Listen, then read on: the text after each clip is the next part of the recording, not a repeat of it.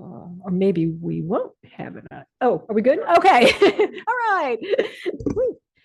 So thank you everyone for coming tonight. My name is Roberta Groach. I'm an assistant chief at the Rhode Island Division of Statewide Planning, which is the state's planning office. We are helping to fund this project, the Resilient Route 114 plan.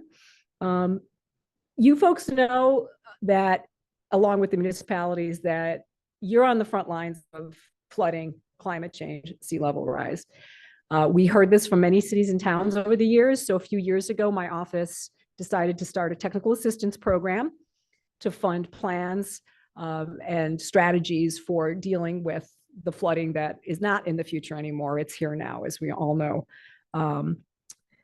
We started talking about this project almost 2 years ago, myself and the Barrington town planner, Teresa Crean, to do something in Barrington on Route 114. As you know, Route 114 is the main evacuation route for this part of the state. And as we kept talking about the project, what it would be, it became clear that we needed to involve the towns of Bristol and Warren as well. So that brings us to why we're here tonight. We're here to talk about Route 114, the problems that it's going to face in the future, and of course, the problems that you all know it's facing right now. Thanks again for coming. We want you to ask lots of questions. We have stations set up that we'll be manning later on. We also want to hear your suggestions as well. One last thing, there's some feedback forms on the back table where you signed in. If you can, on your way out, if you would fill one out, we get federal funding from Federal Highway. It's helping to fund this project, and they like to get feedback about how we're doing in terms of public outreach, and they're completely anonymous. So if you could do that, I would very much appreciate it. And again, thank you for coming, and I will turn it over to Alex.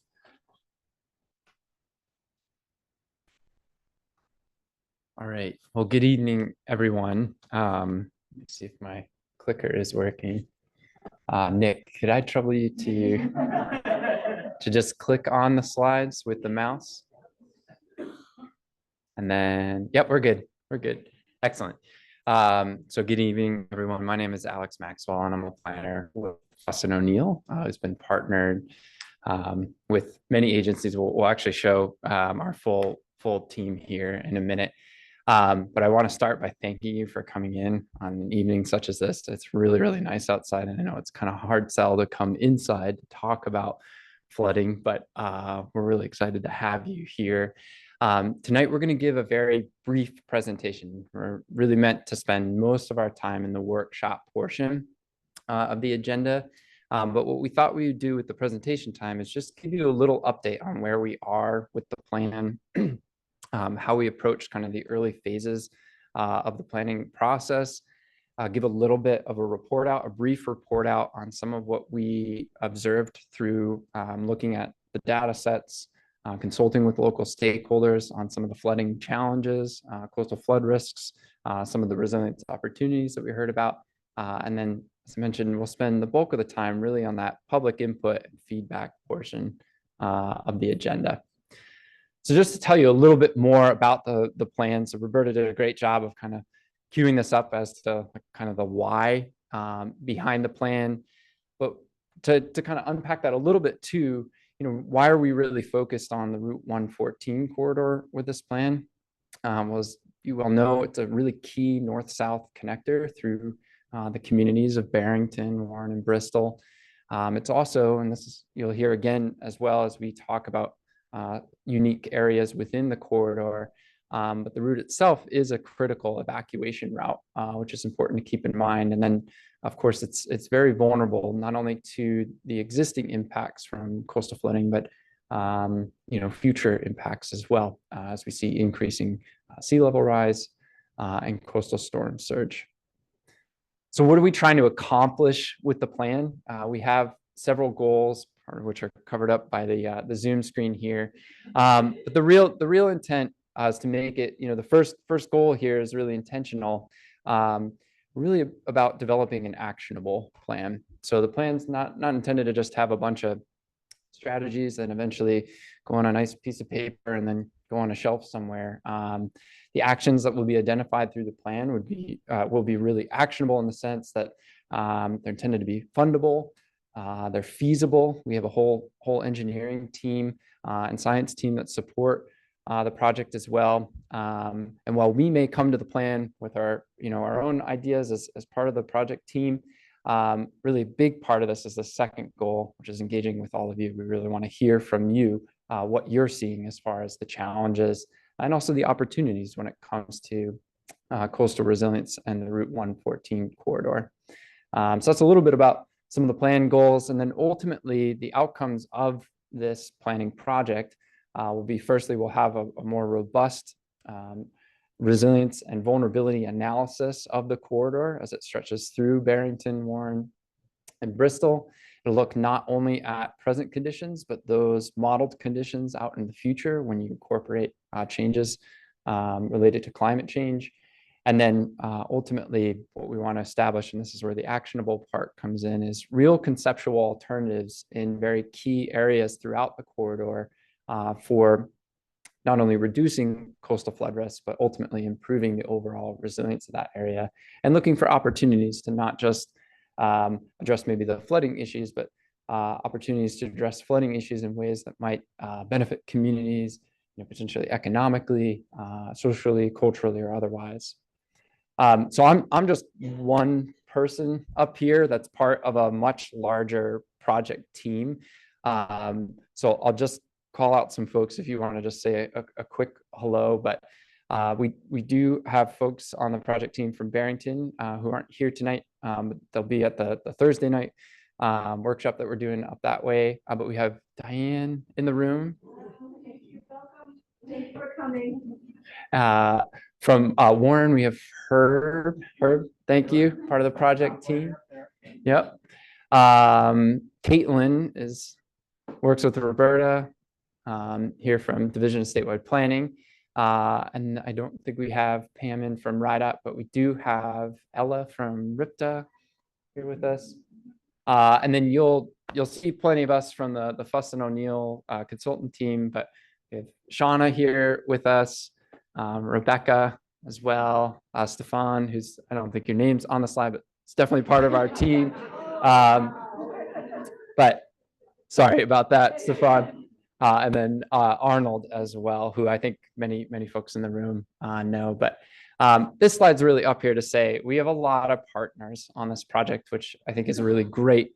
It's not just any one town and the consultant team. It's really this collective group that's looking at the development of this plan. So speaking of the development of the plan, in terms of our overall project approach, you'll see as a through line here, that first box in the upper left-hand corner is stakeholder engagement. So this is actually the first of a series of workshops that we'll have throughout the life of the project. But early on in the project, when we started in October of 23, we really just started by looking at some of the existing and future conditions to really get a baseline for what are some of the early challenges and opportunities that we're identifying. We'll highlight a few of those a little later on in the presentation here.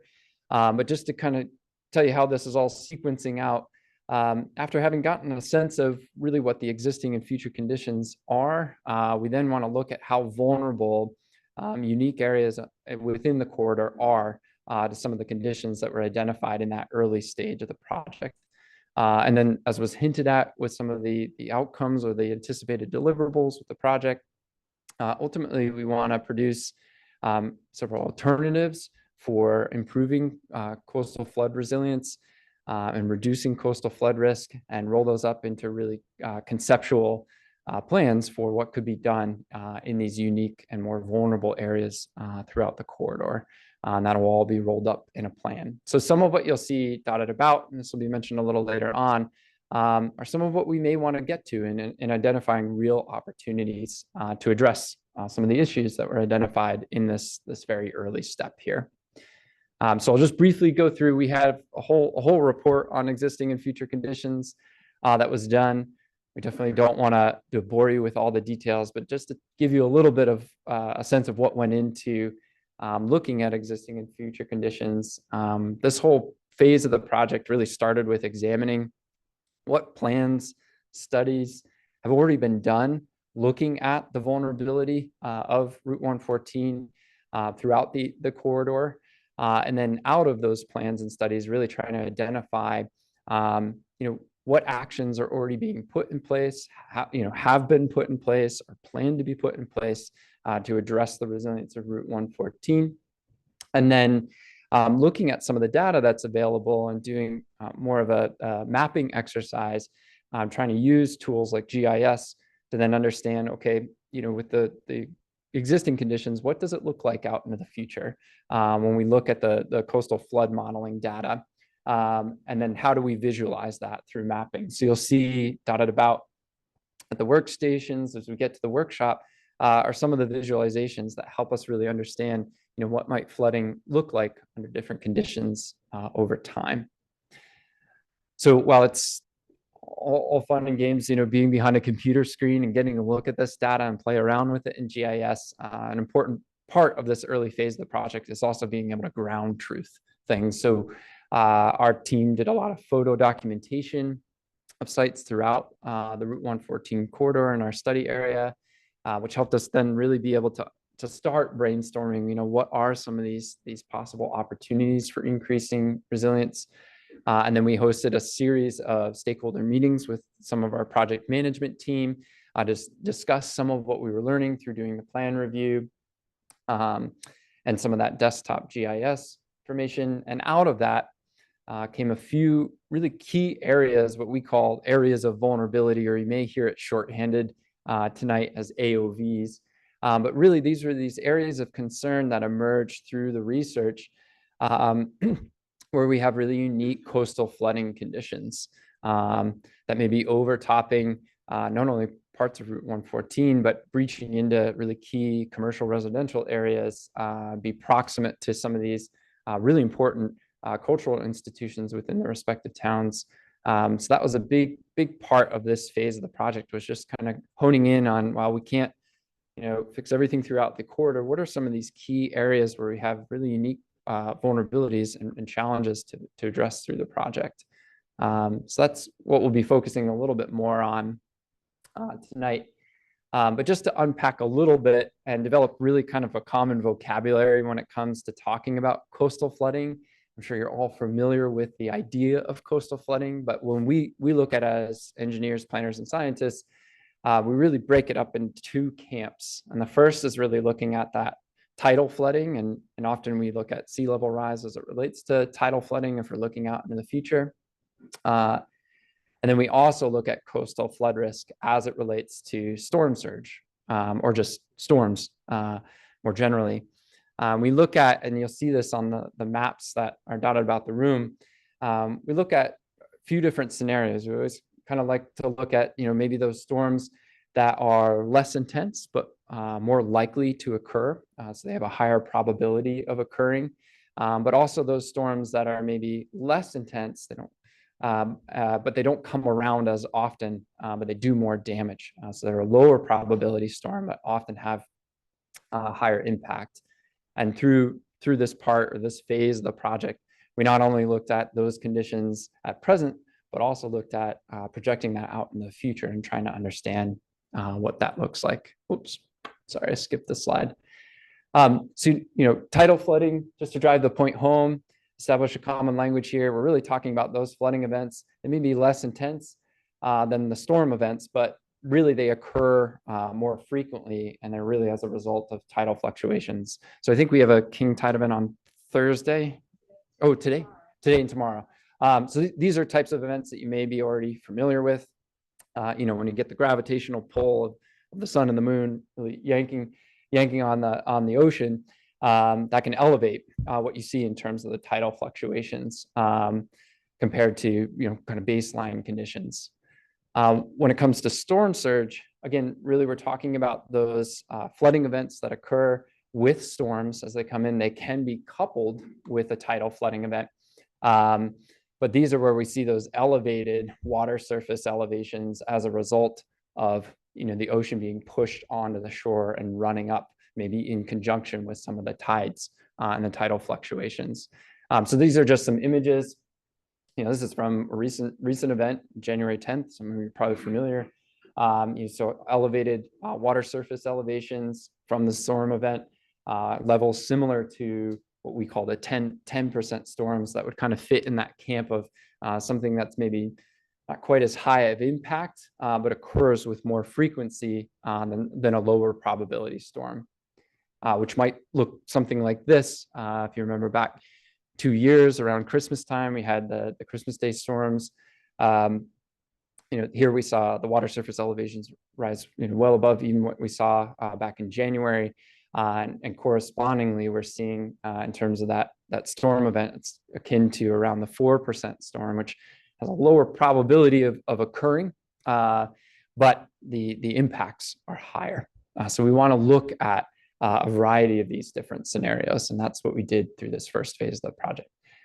So next, I'm going to invite members of my project team just to come up and talk about some of these unique areas of vulnerability throughout the corridor. We're just going to touch on them very briefly. Definitely want to hold questions, comments until we get to the workshop portion of the agenda, but I'll hand it off here to Shauna, who will talk a little bit about some of what we saw through Barrington. Quick question. How many folks here tonight are from Barrington? 0. All right, this part's going to go really fast. What about Warren? So I am not the popular one today. Okay, so you folks are mostly Bristol. All right. Thank you very much. So I'm going to introduce you to our first AOV, or area of vulnerability, which, spoiler alert, is Barrington.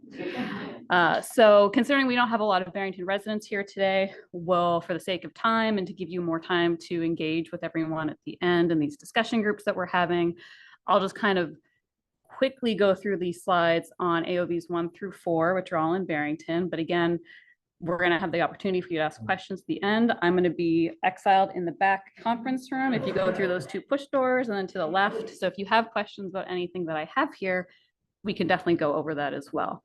But what I want to draw your attention to is this figure on the right-hand side of the screen, because you're going to see this on each slide as we progress through the AOVs.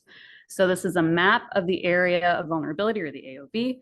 And what we have are essentially 3 different colors representing the different coastal events that we're discussing. So that very dark blue that you can essentially see looks like the Barrington River. That is the area that is going to be vulnerable to tidal flooding under current conditions. In the lighter blue color, that is the extent of flooding from a less intense event, as Alex was explaining, where the gray area would be the potential for the flood extent of a more intense event. So when you're looking at each of these slides as we move forward, the dark blue is your tidal, that kind of lighter blue, the less intense events, and the gray are the more intense events. So they're extending typically further into your area of vulnerability. So for AOV1, I can't really point at the screen here, but what I want to draw your attention to as well is the purple line, which is Route 114 itself. And you can see AOV1, extends from the border with East Providence all the way down. And there's a good chunk of the road that is impassable here due to flooding. And if you keep going down,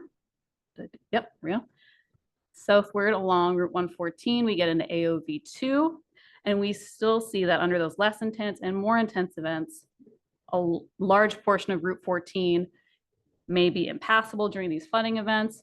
You might not have access to the bridge, the Massasoit Bridge. There are portions that are a little higher where their flooding is not occurring.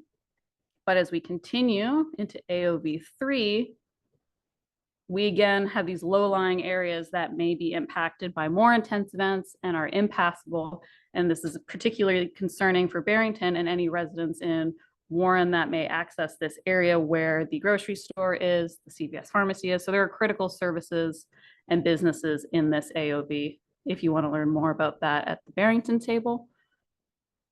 And then finally in AOV4, which is the last part of Barrington, again, even to the south, we're talking about this Route 114, that's an evacuation route. We're seeing that you can't really pass on either the Barrington or Warren Bridge, because they're both impacted by flooding during a less intense or more intense event.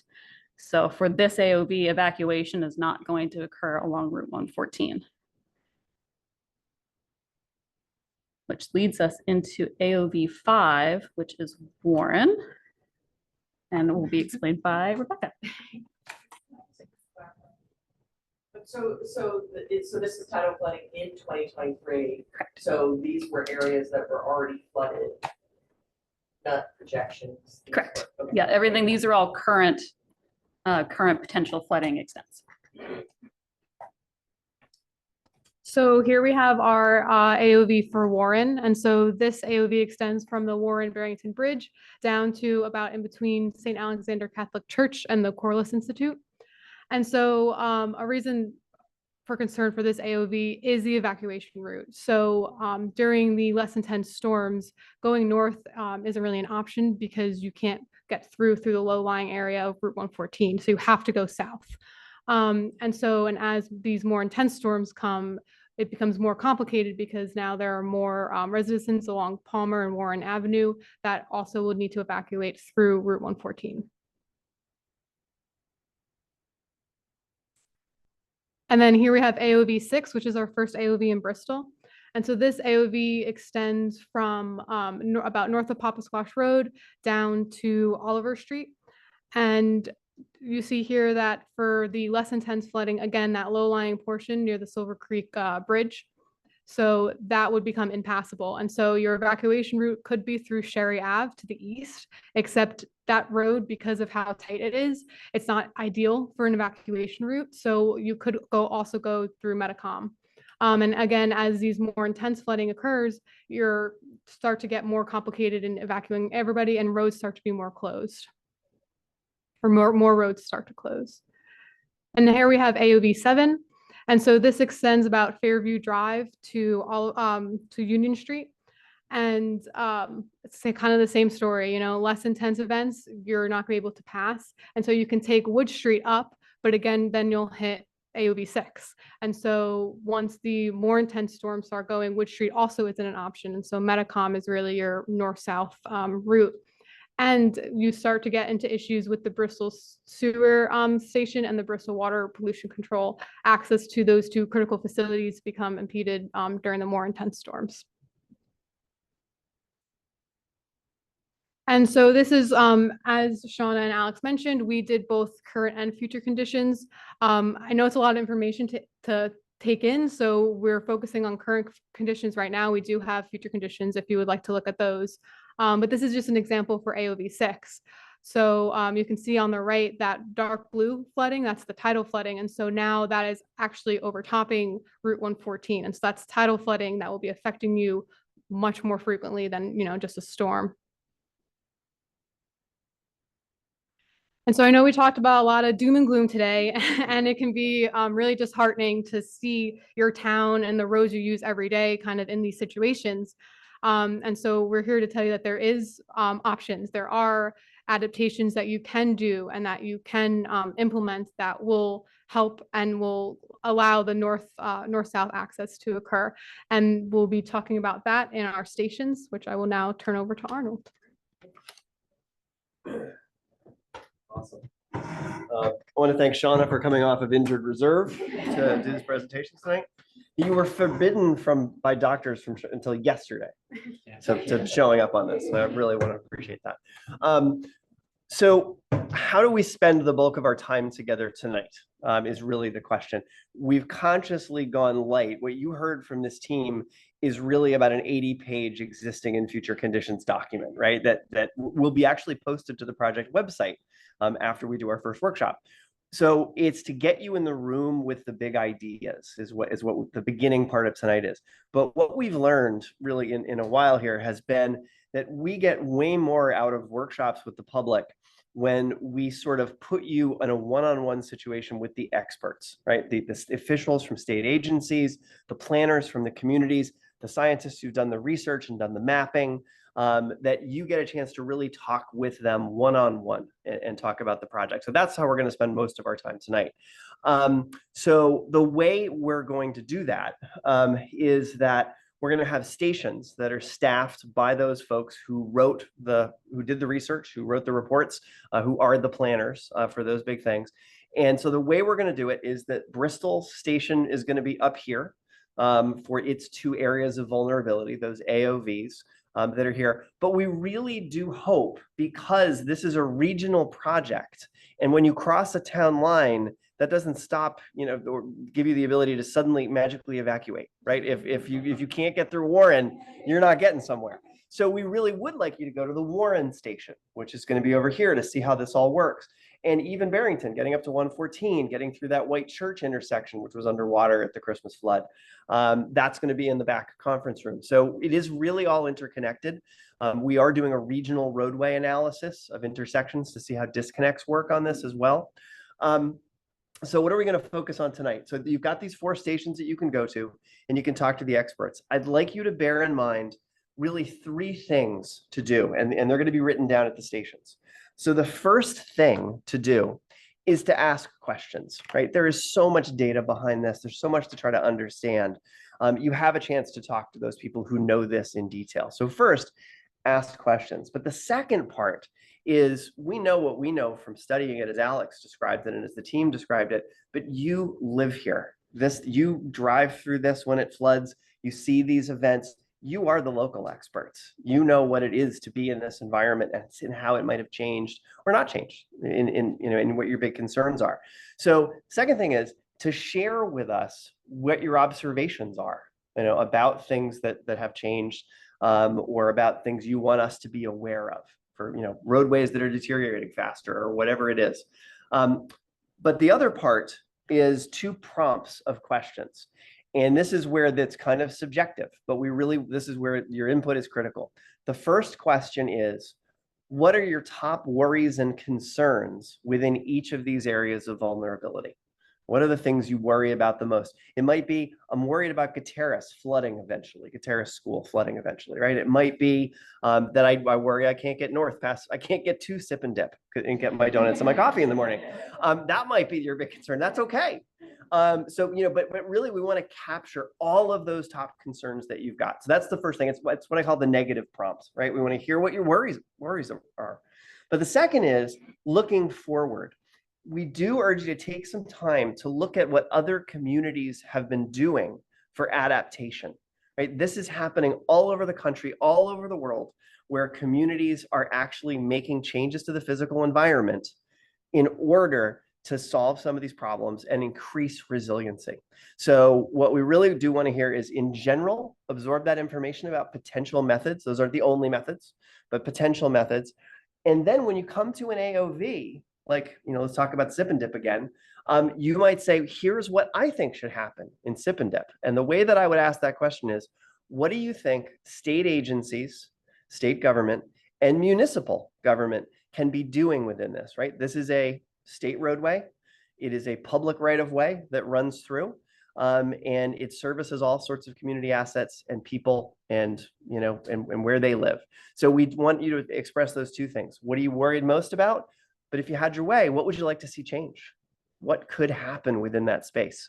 And that might mean, we're elevating a building to get it out of the flood zone and make it more resilient. And it might be that we're making a bridge, that's going through a zone that's currently constrained, right? Where the water is trying to flow under an aperture that's too small. Whatever it is, take a look at those boards about what adaptation methods are happening around the world. Talk to the team. They're all experts about this. And brainstorm those things. What would you like to see happen? The reason I say that is we're going to be working all summer to cook up what are the adaptation options specific to each area of vulnerability, right? They're all different physically. They're all different in how water moves through them. They're all different in sort of roadway configuration and how it works. If we don't hear from you tonight what you would like to see them become to become more resilient, we can't work over the summer to adapt, to think of what those adaptations might be. And we will be back in October, or the fall, to sort of come back to you and say, here's what we think some adaptation options are for these AOVs. So tonight is that moment where we get to hear what your worries are and what your ideas are in working with us at the tables. So this is the part where it gets a little chaotic. We will be capturing all of your ideas as you're at the station. Those of you who have known me for a while know that I love sticky notes more than anything in the world. But one of the things it allows you to do is to write down a quick idea and to put it on the map in the right place, right? To put it on the prompt that says, this is my worry. This is what I want to have as a goal for the future. And so your folks working at the station with you can help you work through that and capture all your ideas tonight. What we will do is this presentation is going to be posted to the project webpage at Statewide Planning. We will post the results of what you put at each of the stations. So all of that will be available. So if you want to go back and revisit those things, you can do that. The other thing you can do is you can go to your neighbors tomorrow and say, I went to this great thing at town hall and you missed it. They can go watch that presentation, right? And they can send their ideas in as well. There's an email address on that project website. I think it goes right to you, right, Roberta? Roberta gets it all. So I think that's how it goes. QR code will lead you to our Project webpage. Yes, exactly. So I will be not at a station at the beginning, so that if you want to talk to me about general things, if you want to steer, you want help steering to the right station, if you want to talk about Warren, it's going to be right up here. You want to talk about Bristol, I would urge you to not all flood the Bristol station at once, right? Maybe go visit Barrington first and then sort of talk, because Shauna, as she said, is going to be exiled. You know, don't make that happen. And then find your way around. We're going to have an hour and a half together. You don't have to stay that late. That is actually an important note. I forgot about that. We're not holding you hostage for some kind of a report out at the end, right? You spend as much time with us as you want. We make sure we capture your ideas and then go enjoy the rest of the evening, you know, to whatever extent you want to. But if you want to stay till 9 and geek out on this, we're here with you, because that's what we do, is we geek out on this. So what did I miss, team? If they like it enough, they can come back for another go on Thursday. Yes, if you really love this stuff, we're in Barrington on Thursday night at Barrington Town Hall to do this again, focusing on those. Just, can I put a plug in? A little bit separate. Plug away. But it's a cool thing. If you all have phones, get the app, My Coast. If you get the app, My Coast, you can go out and take a picture anytime and link in, and it will bring that picture, the database, to the specific area that you're at. You can actually look up a bunch of stuff in terms of what the expected tide is and all of that. And it actually can play into this down the road. So, for instance, if we're having this tide tonight, tomorrow, from that standpoint, if you see some flooding and you've downloaded this, take a picture of it, because that will be linked with the data, and anybody can go and look at it, and including the state to be using that later on down the road. So it allows for trend analysis. Yep. And we'll add that link, I think, to the webpage. That's super easy to do. So mycoast.org. right. So we'll add that link. And if you signed up to get project updates, you'll get an update that we've updated the website. A last note, and it's really about behavior. You all seem like you're very well-behaved people. But I do want to note and put you on notice a little bit. I've been to meetings where people get cranky with each other, and it happens. One of the things that we just ask, we keep our discussion at the tables respectful. If you have a disagreement, let's capture it in sticky notes. Let's not yell about it. That will become part of the record for the project. You know, I don't think that the road should be elevated, or whatever it is that is your concern. We want to capture those ideas, but we find we get a lot more done when we're civil with each other. So I'm going to leave those rules up. It's sort of how I like to see people behave. But with that, I and Roberta are going to be the floaters. Come see us for general questions. Otherwise, it's going to be Warren, it's going to be Bristol, and it's going to be Barrington at the back. And come find us and talk to us. Thanks for coming.